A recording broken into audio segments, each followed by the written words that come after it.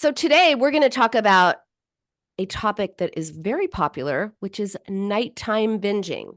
And I'm going to give you 5 common mistakes that people make when it comes to binge eating at night and tell you what those are and what to do differently. If you are listening live on Voice America, you can call the show if you have any questions, call the show, talk to me.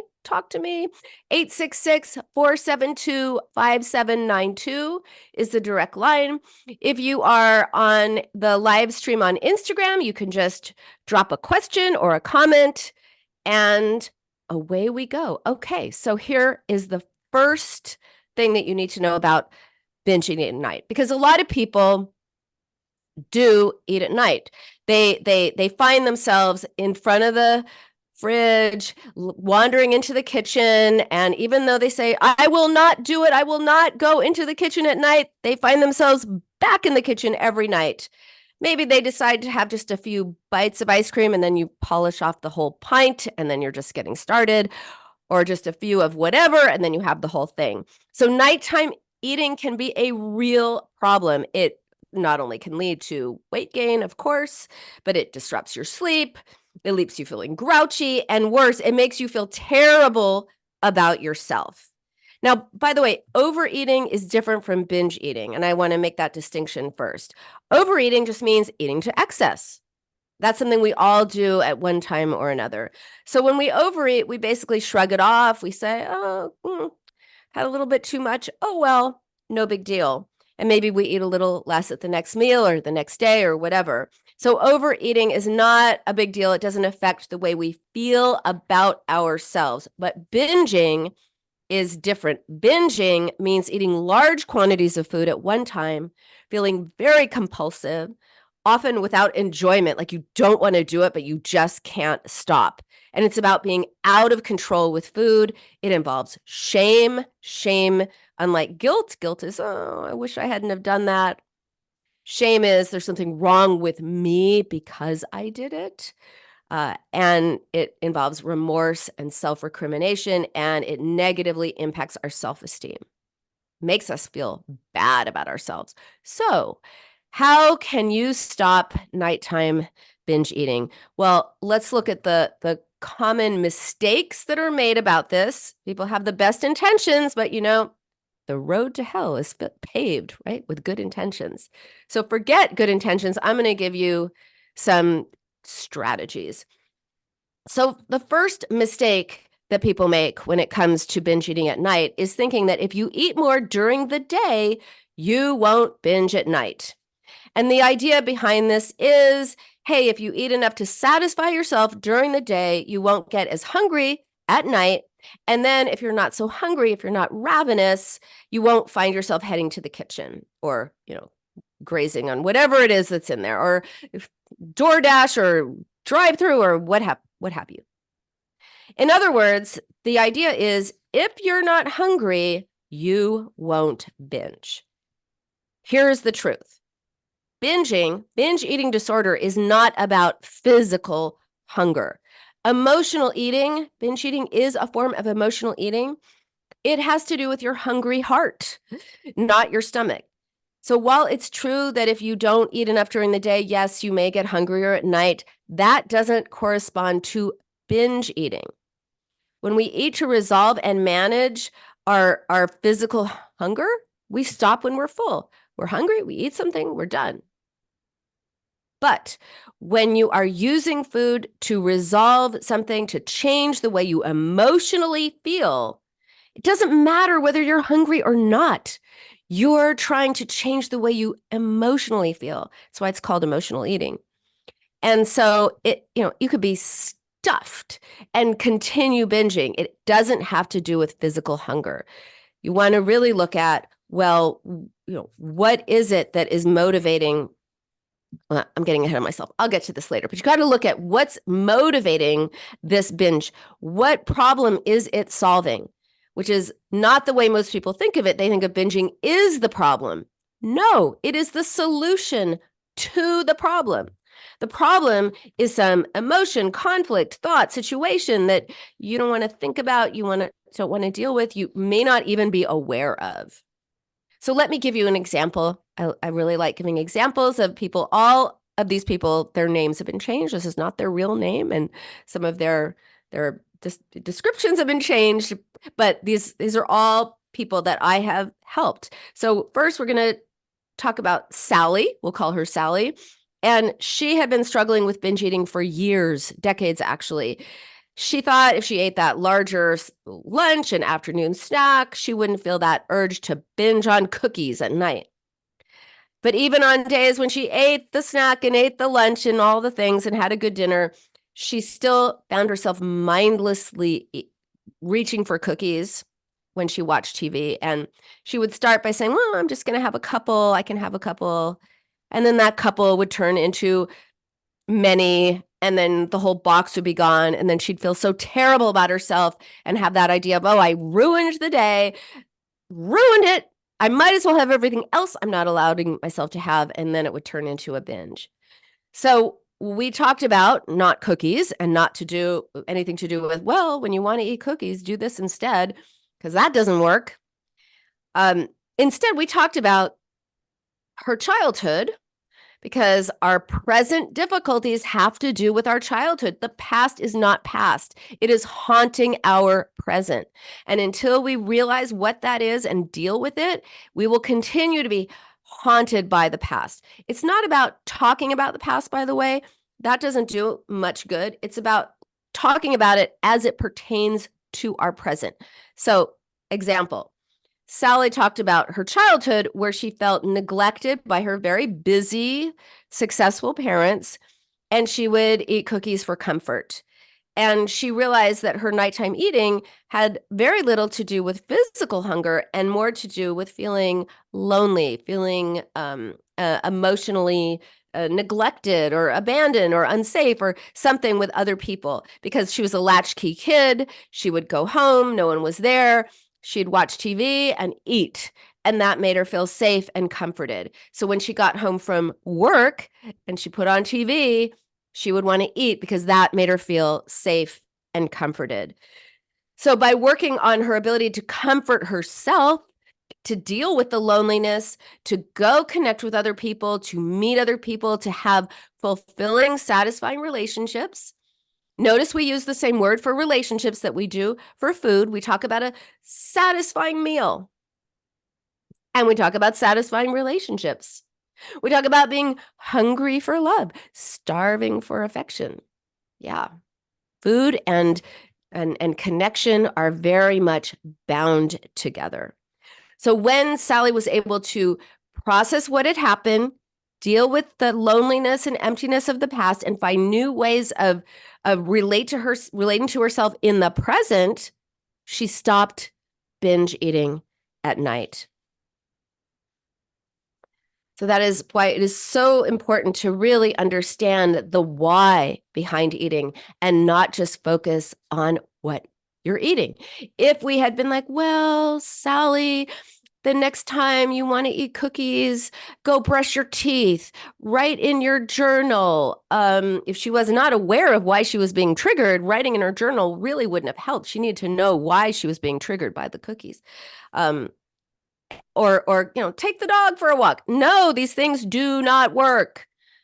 If brushing your teeth stopped you from binge eating, people would have the cleanest, most amazingly bright smiles ever, and they wouldn't want to binge eat it. It doesn't work that way. You've got to look at why you are doing it so that you can process that and break free. All right, so that's mistake number one, thinking if you eat more during the day, you will not binge at night. Not so true. All right, mistake number two is the idea that if you just practice mindful eating, you won't binge. Now, mindful eating means sitting down to eat and really paying attention to what you're doing, paying attention to every bite. So mindfulness is noticing the taste, the texture, the smell, the whole experience of the food that you're eating. And the idea behind this mistaken belief is that by eating slowly and appreciating food more, you won't overdo it, you won't overeat, you won't binge. Yeah. Nope. I wish I had a buzzer sound. I'd be like, nah, buzzer sound, no. Here's the truth. Mindful eating doesn't work because binging is about going mindless. Going mindless.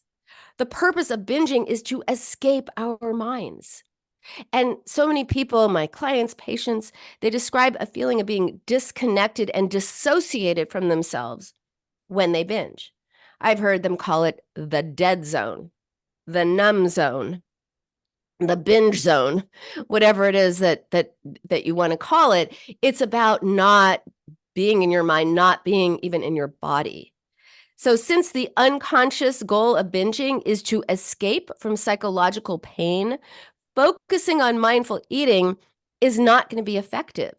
Mindful eating is a great practice when it comes to normal eating, when you have a healthy relationship with food, but it is ineffective as a strategy to stop binge eating because it puts the focus on how you're eating or what you're eating instead of why. It's not what you're eating that is the problem. It is what's eating at you. It's why. Understanding that is everything. So here's an example. Someone I'm going to call Mark. So Mark, he really tried to embrace mindful eating. He really gave it his best shot. He was so motivated. And he would sit down and he would try to focus on the taste, the smell, the texture of foods. He hoped that mindful eating mindfully would really help him stop binging at night. And despite his efforts, he would go through tubs of ice cream and he used food to escape from his anxious thoughts, right? So food takes you out of your mind, not out of your mind like crazy, but it takes you out of your consciousness. It takes you out of your thoughts, out of your feelings. It silences the critical voice for a little while. It does all those things. That's why mindful eating doesn't work. So Mark discovered that this anxiety that he had that was really more available to him at night, it stemmed from his perfectionistic tendencies. And if it wasn't perfect, it was terrible. He was either perfect or it was terrible. I call it's either sugar or it's shit. So he during the day, he was busy, he was working, he was occupied, his mind was like not thinking about food. But at night, he started thinking, oh my God, what did I say to my coworker? Oh, I could have said that better. Or, oh, that report I turned in, I could have done that better. He was just constantly telling himself all the things that he could have done better during the day. Like, what is it called? Sunday night, Monday morning quarterbacking. You could tell what like a football person I am not. But anyway, it was after the fact, it would just be just one thing after another. What did I say? What did I say? What did I say? What did I do? How could I have been better?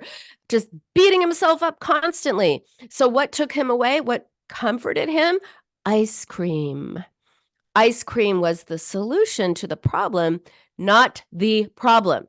The problem was all of this perfectionistic attitude that made him just second guess every word he said, every interaction he had, every report he made, just going over and over and over and beating himself up and making himself anxious. And then ice cream went, soothed him. So what did he have to do? Right? It wasn't about, well, if you want to eat ice cream, brush your teeth, take a walk, write in your journal. No, those things don't ultimately work. What works is challenging those for him and anyone who can relate to this, challenging those perfectionistic tendencies, those perfectionistic beliefs, practicing self-compassion instead of asking himself, oh my God, why did I use that word? Or why did I say that? Or why didn't I say that? Or, and mind reading people. Because of course, when he was thinking about all the things he could have said differently and doing the coulda, shoulda, woulda, He was also berating himself and telling him what oh, you should have done this and you should have said it this way and all of that. Just a mean, critical voice that he then shut off via ice cream. So he had to learn self-compassion and reassuring himself and challenging these thoughts, challenging these beliefs, and developing better ways of challenging both perfectionism and stress. And the more that he did that, the less he ate ice cream at night or any time. And that's how he broke the cycle of nighttime binging. As you can see,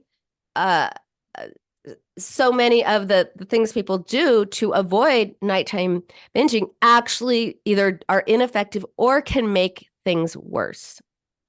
All right, so the first mistake was thinking if you eat more during the day, you won't binge at night. Nope, because it's not what you're eating that's the problem. It's what's eating at you. And second mistake is practice mindful eating so you won't binge. The third is trying to distract yourself with other things at night. So the idea is if you are feeling that urge to binge, if you can feel yourself being drawn to the kitchen, like the strongest magnet in the world is pulling you into the kitchen, that if you could just distract yourself with some other activity that's healthy and less destructive, you won't go into the kitchen. So call a friend, read a book, watch a movie. And there's the ever-present brush your teeth. I have heard from more than one person who came to see me that they had been told once in an eating disorder program to brush their teeth. Yeah, I have no words. Well, I have a lot of words, but I'll spare them for now, and I'll just give you what really does work. So the idea is if you occupy your mind with other things, that will prevent you from turning to food at night. Well, here's the truth. You can't distract yourself from what you feel, or you can, but not for long. You can't ignore feelings, thoughts. You can't positive think them away. You can't gratitude them away like, oh, I should just be grateful for what I have so I don't feel those feelings. And you certainly cannot stuff them down. One of my clients once said, if brushing my teeth worked as well as binging, I'd have the whitest teeth in America. Exactly. So chances are you've already tried distracting yourself. You've already tried distracting yourself from painful or upsetting emotions by doing something else. And chances are it didn't work in the long run because we can't distract ourselves forever from what goes on inside. Ultimately, the only way to get rid of feelings is to feel them. And that does not mean magically sitting in your feelings until they go away, by the way, which is another misconception. I just have to sit in my feelings until they go away. Yet you can't sit away your feelings either, any more than you can stuff them down, ignore them, push them away, positive think them away, all the things. Doesn't work. The only way to get rid of feelings is to feel them. That means that means identifying them, expressing them in some way with words. And that's where journaling can come in, or talking to a trusted friend, to a therapist, someone who could really hear you and not try to talk you out of how you feel, but really listen to you and process those feelings. And then responding to yourself with validation and comfort. Often when people struggling with food need the most comfort from themselves, they end up turning to food, attacking themselves and turning to food to get away from their own mean voice, to get comfort, to get support. Now, if you're supportive of yourself, if you're comforting yourself, if you're soothing yourself, guess what? You don't need food for that purpose.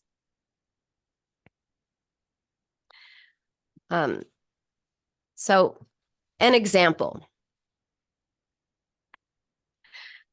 This is Lisa, not her real name. It's what I'm calling her. So she tried to distract herself from that urge to binge once it starts building up, it's just all you can think of. It just takes over. It's just in your mind. It's all that's there. But she tried to distract from that by taking a bath, reading a book, calling a friend. And sometimes these things worked for a little bit, but she would inevitably end up binging later. So she'd read a book, she'd take the bath. Sometimes she'd read a book in the bath. She'd call a friend, whatever. And then she was done, and then she was still with the yuck. And so what did she do? Went to the kitchen.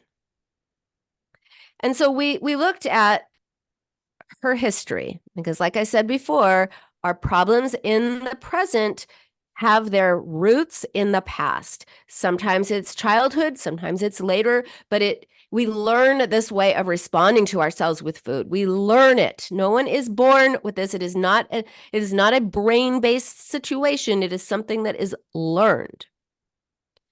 And for Lisa, her childhood was pretty okay, but in her first marriage, her husband, I guess, wanted a Barbie doll or something for a wife because he would body shame her as well as emotionally abuse her, but he body shamed her hard. And she was still traumatized by this, and she had kind of internalized some of his views of her, and she would look at herself almost through his eyes. So even though he was an ex-husband, he was out of the picture, he was in her head. He was still in her head. And she would look at herself in the mirror through his eyes, unbeknownst to her. She wasn't consciously thinking like, oh, I have identified with my ex-husband who body shamed me and made me feel bad about myself. And now I internalized those beliefs, and I'm looking at myself as he looked at me. No, she didn't think that consciously. Consciously, all she thought of was, oh, who's going to go out with me? Who's going to date with me until I fix that? Which is, kind of how he talked to her. What are you going to do about that? Ugh. So by processing that traumatic relationship, which had left its roots, left its mark on her, and developing a more positive body image, developing a kinder relationship with herself by the way she was in the helping profession. So the way she was to other people was lovely. She was so kind. She was so caring, so helpful. But the way she was with herself was cruel. It was mean. It was actually abusive because, again, she was talking to herself through the voice of her ex-husband, body shaming herself as he had body shamed her. And by learning to validate her emotions, processing the past, she was able to do kind of a psychological exorcism, get him out of her head so she could look at herself as she looked at other people.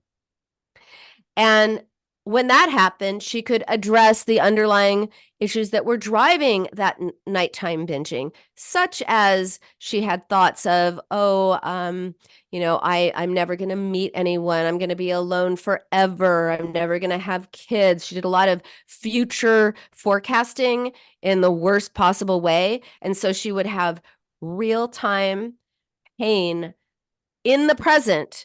She would feel deprived in the present based on a future that she was predicting, but that actually didn't end up happening because guess what? She did meet someone and she did get married and she did have kids. Huh. Right? But if you are thinking, I'm never going to have that, now you're feeling empty and lonely, and the specter of being alone for the rest of your life just takes over, and that's how you feel in the present, and then their food can fill the void, comfort you, distract you, fill the emptiness. So that is why processing why you are turning to food is everything. Again, I can't say it enough. It is not what you are eating that is the problem. It is what is eating at you. Gotta look at why. Okay, the next mistake people make is this, thinking that sleeping more will make you binge less. Now, it is true that a lack of sleep can lead to increased hunger, and it is important for many health reasons to get enough sleep. Yes, 7 or 8 hours a night is ideal. I don't know. Do you know anyone who actually gets that? If so, please tell me the secret. I guess you can't really have kids and sleep through the night.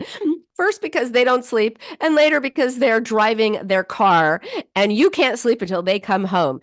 Yes, that's just a little bit of an insight into my life these days. My 16-year-old daughter has a car. It is very nerve-wracking. All right.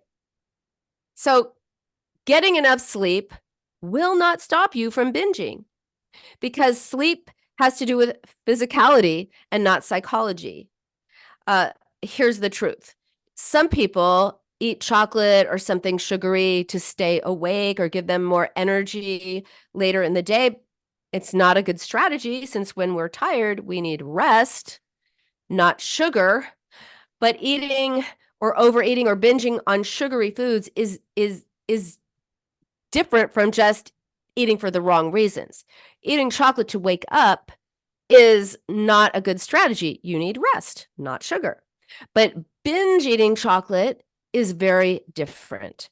Binging is a way of resolving something internally or escaping from it or something along those lines. So since binging serves as a way of avoiding emotional conflict, your level of exhaustion has very little impact on whether or not you will binge. You can have you be very well rested, and at night you will binge, and you could have no sleep at night and not binge or binge. So binging really doesn't have to do with your physical state. I think I am almost at my break time. Well, you know what? Let me just talk 30 seconds. Yeah, okay. I think I'm going to take that break now. Jordan, if that's okay, can I do that? All right. All right, we're on break. Oh, we're on break. Okay. Fantastic. Thank you. I'll be back soon. If you are still with me here on Instagram, this is a perfect time. I have a 2-minute break on my show. So, and I'm going to give you more info on the other mistakes that people make when it comes to binge eating at night and what to do instead.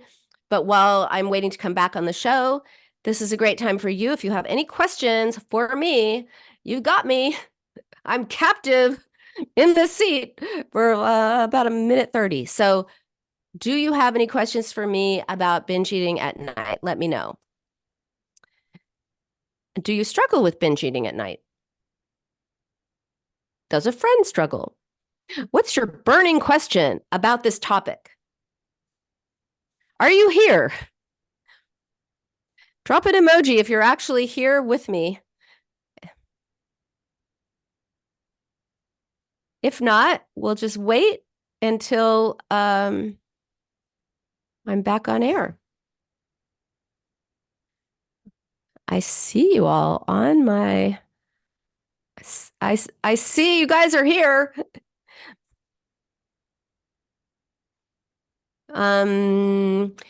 If you are here, which of these resonates the most for you thus far? Which of these can you relate to? Oh, Janae, thank you. I'm really glad that this is interesting to you and that you're enjoying it. Back in 15. All right. Back in 15. That was a fast 2 minutes.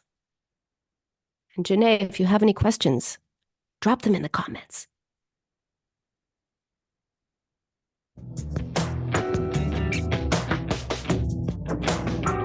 Welcome back to the Binge Cure with Dr. Nina. Have questions for Dr. Nina? Join her on the show at 866-472-5792. That's 866-472-5792. Now back to the show. Hey, welcome back to the Binge Cure with Dr. Nina.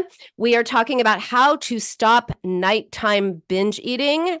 And I have been giving some strategies of what not to do and what to do. So far, we've covered the mistakes that people make when it comes to nighttime binging, thinking that if you eat more during the day, you won't binge at night. Nope. Thinking that if you practice mindful eating, you won't binge. Nope.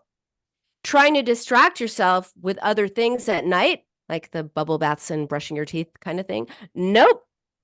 And the idea that sleeping more will make you binge less. And I was going to, and again, nope. So I was going to give you an example, and this is Thomasina. And Thomasina thought if she could just get more sleep, she would stop binging at night because that's what people told her. So despite going to bed earlier and getting a full night's sleep and feeling really well rested, Thomasina found herself standing in front of the freezer late at night using ice cream to numb those feelings of loneliness and stress. And, after she ate the ice cream, she started because she didn't keep any food in the refrigerator, fearing that she would binge on it. So she started thawing things out and making combinations of food that she would normally never eat. And she felt so compulsive and disgusted with herself. And she did not understand this at all. And when we talked about this, when she was really hard on herself. People who struggle with food are often very hard on themselves, and they have to be more curious and less critical. Because when you are curious, why am I binging at night? What's going on with me? What am I feeling? What am I thinking about? What would I be thinking about if I were not eating? When you're more curious, you find the answers. When you're critical, I can't believe I'm eating this. What's wrong with me? Why can't I stop? If people knew, they'd be disgusted. I hate myself. Well, then you just want to binge to get away from your own mean voice. And in Thomasina's case, she realized that nighttime eating was a way for her to cope with the grief and sadness she felt after a recent divorce. So she was sad, and that led her to eat ice cream for comfort because smooth and creamy foods are associated with eating, needing comfort. So if ice cream is your thing, that is often a sign that you need comfort. And then thawing other things out, like she had, bread in there that she thought she put in the microwave and she thawed, and then she put it in the toaster oven. And even though it was disgusting, she still ate it because that was filling a void, unconsciously filling a void. And when she came to understand that the divorce had left her sad and lonely, loneliness is often experienced as emptiness, and then we unconsciously fill the void with food. Nobody goes, oh, I am feeling a void within me because of my situation, and therefore I am symbolically filling it with food. No, you just are on autopilot and you can't stop eating. You don't know why. But if you can stop and ask yourself, well, wait a minute, what's going on with me? By the way, filling foods are associated with filling a void, filling a hole in your life of some kind. So if you are drawn to breads and cakes and pastas and kind of foods that take up space within, that is a sign that there is some void, emptiness, hole in your life that you want to take a look at. And by recognizing this, by learning to express her emotions, by developing more of a support system, which she had a support system, actually, she just needed to learn to lean on them. She was afraid of being a burden. She was afraid that people would be annoyed with her, all of that. So she didn't actually lean on the support system she had, but by taking a chance and leaning on people who were actually happy to be there for her and learning to practice self-care, turning that critic into a friend, guess what? She stopped binge eating at night. Or at any time. She stopped binge eating. All right. And this last one I have saved. The last one is the biggest one. This is the biggie. Here's the fifth mistake that people make to try to avoid nighttime eating. This is it. Avoid trigger foods to stop nighttime binge eating. So you may believe that the only way to avoid binging at night or anytime is to avoid those trigger foods. And the idea is if you get rid of those tempting foods from your house or just avoid the kitchen altogether after dinner, you won't binge. Yeah, not true. So not true. Here is the truth. There are no trigger foods. There really aren't. There are only trigger situations that trigger emotions, that trigger behavior. Food is not actually the trigger, although it sure seems like it is. And if you have been depriving yourself, by the way, and you are not letting yourself have anything, with sugar or with a carb, then the experience of deprivation is going to sometimes make you want to eat more, or the anticipation of deprivation or the experience of deprivation makes you want to have the thing that you tell yourself you can't have. But the trigger is not the food. The trigger is the deprivation. So the real trigger is some uncomfortable, painful, or upsetting situation, thought, emotion, something that is difficult to think about, something that is difficult to feel or process. So binging is a way of coping with those triggers. It is a solution, as I was saying earlier, it is actually a solution to the real triggers, which are those thoughts, conflicts, emotions, needs, wants, fears, anxieties, etc. So instead of using willpower to avoid certain foods, consider whether you're turning to food for comfort, for distraction, to fill a void, to cope with something in your life. Even some people say, well, I clearly have no willpower and I'm a food addict, because even when I am in physical pain, because I've eaten so much, I have unzipped my pants, unbuttoned all the buttons, the elastic in my waist is at its limit, and I still keep eating, even though it hurts. And they use this as evidence that they are addicted. My counterpoint to that is, no, you are maybe addicted to using food to resolve something, but maybe let's look at it a different way. Maybe you are eating to turn emotional pain into physical pain, because it is easier to get rid of physical pain than it is to get rid of emotional pain. And if you're in physical pain, you're focusing on, oh my God, I'm in physical pain.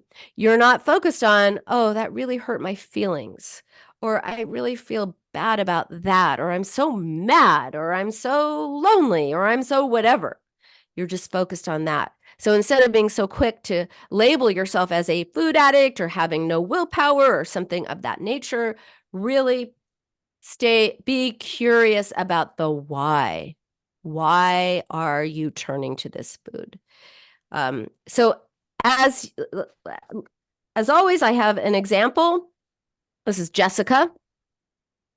She decided to ban all the bad foods from her house, which she called trigger foods. She thought if she did not have access to candy, she wouldn't be able to binge on candy. So what happened? First, she binged on all the stuff in her house that wasn't candy, and it just wasn't doing the trick. So what did she do? She went to the store at midnight more than once to buy those binge foods. Right? Nothing was going to stop her. She was going to get that candy. It didn't matter if it wasn't in the house. She went and got it. So she discovered that her binging was a way of coping with this intense pressure she felt to maintain a perfect image on social media, with her friends, in her personal life. Everyone thought that she had the perfect life. You know why? Because she never talked about anything real. She never said anything was bothering her. She never said she was upset. She would just say, everything's great. Oh my God, everything's great. But it wasn't great. It wasn't great. And she did not have enough sweetness in her life, the sweetness of connection, the sweetness of being able to lean on someone, being able to trust someone with your heart, being able to get that hug because you're just having that horrible day. She did not have enough sweetness in her life, so she was going to get candy for symbolic sweetness. And by learning to be more vulnerable, connecting with other people, being more real, actually showing up and sharing what was actually going on in her life, she had the sweetness of connection. It was hard for her because she thought people liked her only if she were perfect and had no needs. So it was a really challenging transition for her to go from, I'm perfect, I'm good, everything in my life is great, to going like, actually, it's not so great, and this is what's bothering me. because she thought that people would see her differently, that they would find her annoying or burdensome, and they would just not want to tolerate her. But what she found was they were actually happy, because you know what? It's hard to be around someone who's always perfect and everything's great and always has a smile on their face. So when she felt more secure in herself and her relationships, and she had that sweetness of connection, of fulfillment in her relationships, she stopped binging as a distraction or a way of coping or giving herself that, symbolic sweetness. So as you can see by these myth-busting truths, binging, whether it's at night or during the day or any time in between the afternoon, it's not about food. It is a way of coping with something unpleasant, something difficult, something hard. It has to do with food. Food is the solution temporarily, but it is ultimately not about food. I call it a frenemy. Food is a frenemy. It is a friend. It does something for you. It comforts you. It soothes you. It helps you escape. It helps you. It rewards you. It sometimes punishes you. It does all these things for you. And if it seems strange to say that punishment is something that it does for you, some people feel like they need to suffer. They need to struggle. Some people think that if things are going too well, if everything is too good, that the rug is going to be pulled out from underneath them. And as long as they are not, quote unquote, too happy, they're not standing on that rug of happiness, nobody's going to pull it out from underneath them. So that's why it's so important to stay curious, to be like, what's this about? What's this doing for me? So that's how it's a frenemy. It's a friend and it does something for you, and it is an enemy in that it destroys your sense of self. It hurts your body. It makes you feel bad about yourself. It creates this secrecy. It does so much. It's so much more of an enemy than it is a friend, but it is both.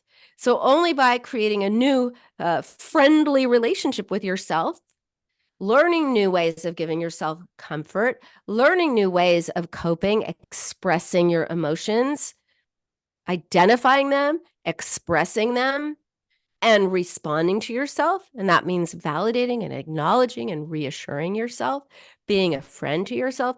Only by doing that can you heal, create a new relationship with yourself, and then binging stops for good. That's why my book is The Binge Cure.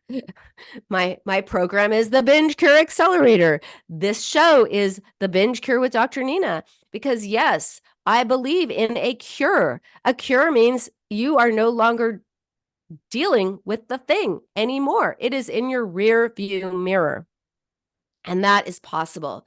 So focusing on food keeps you from identifying and working through why you are eating. It focuses on what you are eating, not why.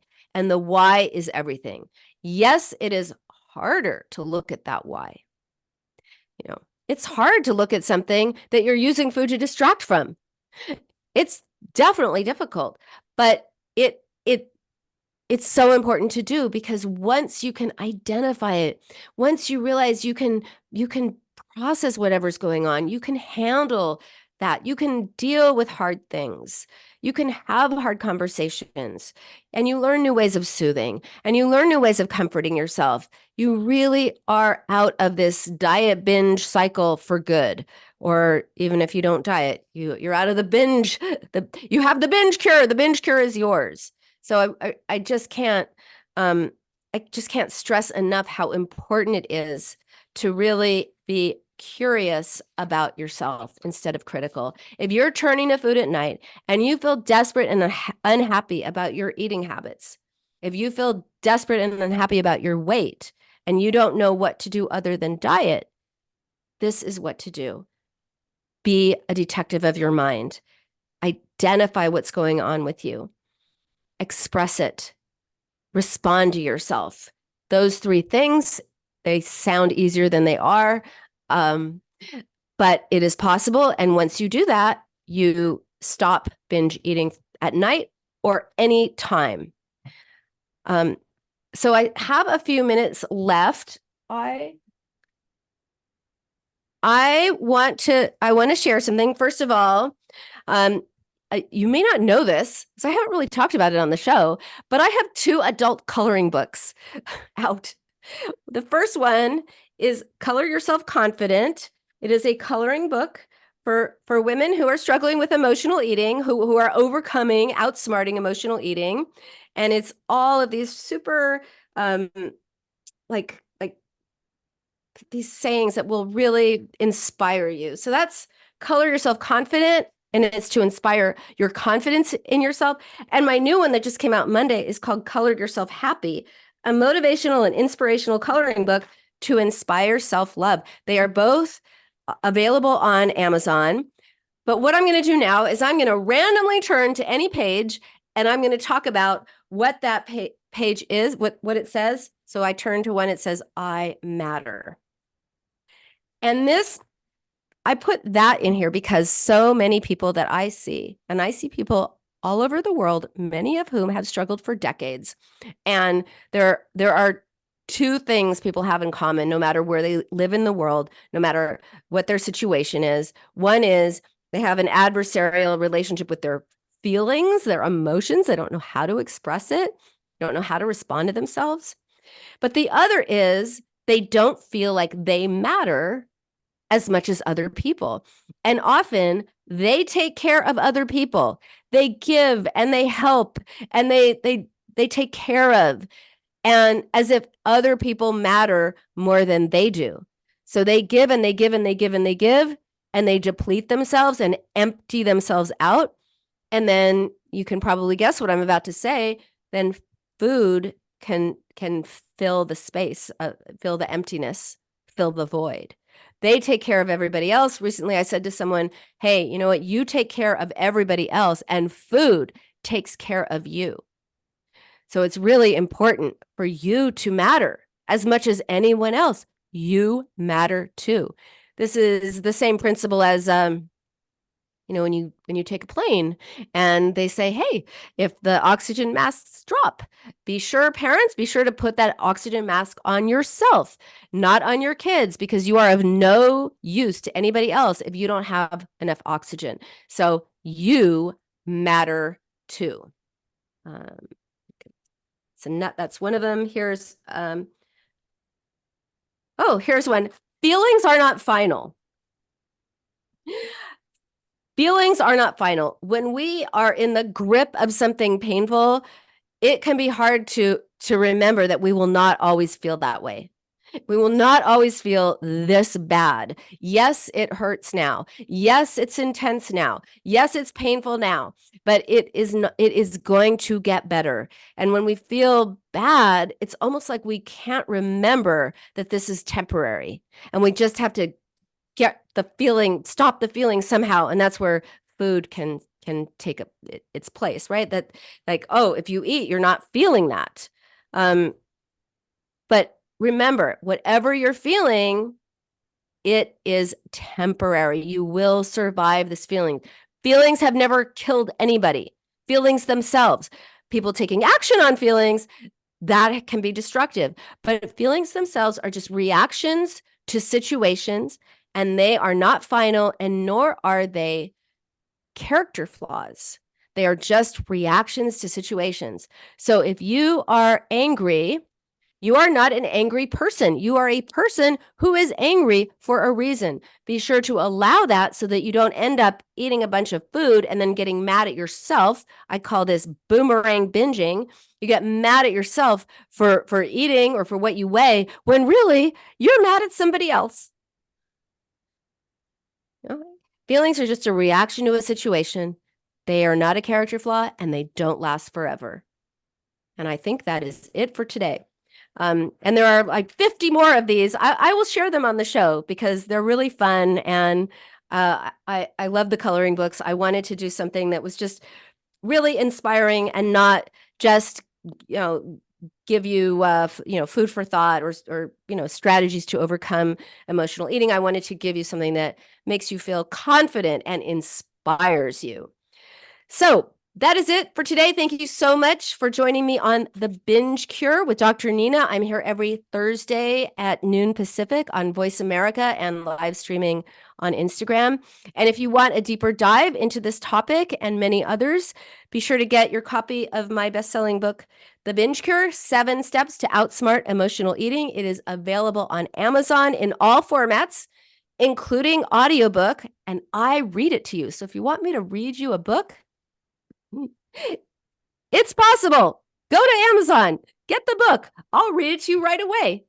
So stay curious, not critical, and I will see you next week. Bye for now. All clear. Great show. Thanks, Jordan. Would you ever No tell problem. me if it was not a great show?